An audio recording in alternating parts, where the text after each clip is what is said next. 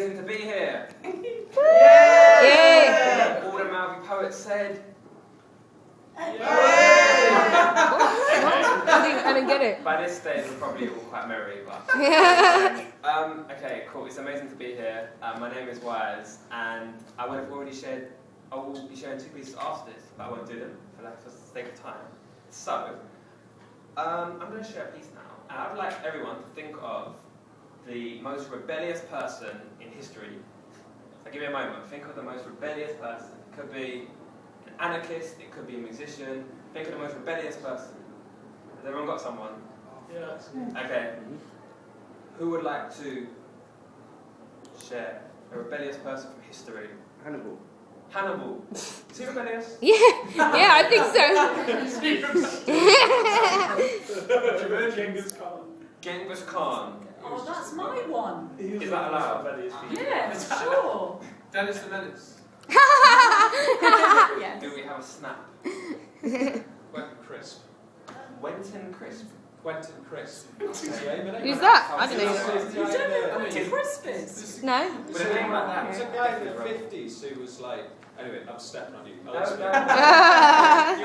Quentin Crisp was a guy who was in the 50s who lived very openly as gay and often as a transvestite as well, at a time in which this just wasn't acceptable, and lived in extreme poverty, yet illegally, lived in extreme poverty, and then spent his whole life kind of wanting to be famous, and then settled for the fact that he wasn't going to be famous, and wrote this very depressing memoir, which was made into a film, which John Hurt did, and then he became famous on the back of John Hurt's success, and spent his last 10 years of life doing loads of chat shows. Cool. Well, thank you very much. Fantastic. Okay, cool. Well, I'm kind of a nerd, so my rebels are really nerdy. So this piece is all about how scientists are really the true rebels. Unfortunately, disclaimer, it's not finished, so it ends very abruptly. The whole section needs to be done. So excuse that. It's not finished, but here goes.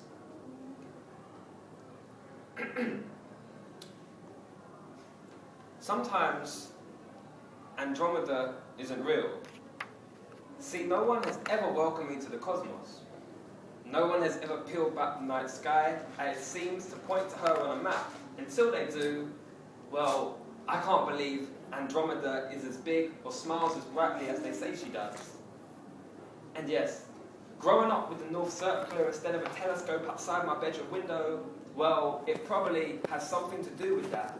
Because see, for the last few years, every night that I sprawled out the library, when closing time gutted book-smart revelers onto wilderness Warwick University side streets, debauched with lust and alcohol, to keep myself sane, walking home under such conditions, I took to 2 things which probably aren't so healthy. 1, I would talk to myself, reciting mantras about the day's mathematics and lectures that I just endured. But somehow, after all that recitation, it never really stuck with me.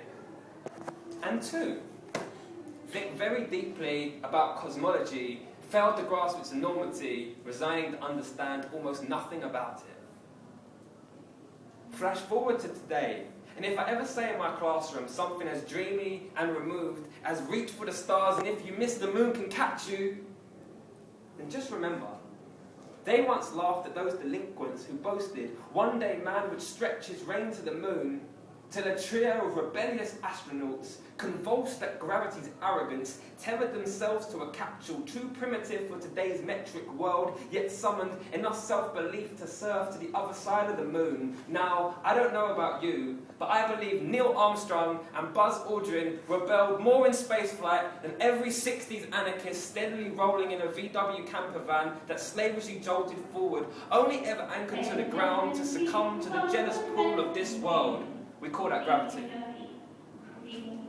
Woodstock grass, choked with the city breath of a people, tired of governments and wars, whose foreign marijuana couldn't liberate just one of those vans to float, unlike those rebellious astronauts caught up in that spacecraft. And for all those reasons, and many more, that is why I believe the true rebels of our time and the time before us were the astronauts. Woo woo!